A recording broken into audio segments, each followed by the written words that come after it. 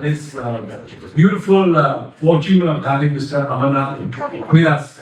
Can you share some of the aspects of India which still remain hidden and unexplored as far as business models, business ideas go? Anybody who has an idea, you can connect it with something and have the money. People say bottom line, bottom line, bottom line. I think the great strength of Neemrana is just doing something well, passionately, and to the hilt. There was a gap in the market, and people really wanted to see hotels, a new kind of hotel experience. And I think we were very fortunate to have it at the moment it happened, and it's really bloomed and blossomed.